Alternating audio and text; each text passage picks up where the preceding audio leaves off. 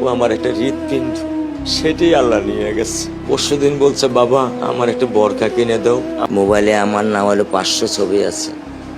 আমি এখনো সাহস পাইনি আমার মেয়ের একটা ছবি বের করে দেখতে। আমার সেই সাহস নাই। আমি সেই সাহস হারাই ফেলছি। আমার স্যান্ডেলটা দেখেন 3 বছর পুরাতন ছেঁড়া, কিন্তু আমি আমার স্যান্ডেলটা পাল্টাই না, সেলাই করে নেই। কিন্তু আমার বাচ্চাদেরকে আমি কষ্ট পেতে দেই না। শুধু একবার বলছে, বাবা লেচে খাবো। আমি 1 মিনিটও দেরি করিনি, 1 মিনিটও আমি দেরি করিনি। ও আমার একটা হৃৎপিণ্ড, সেটাই আল্লাহ নিয়ে গেছে।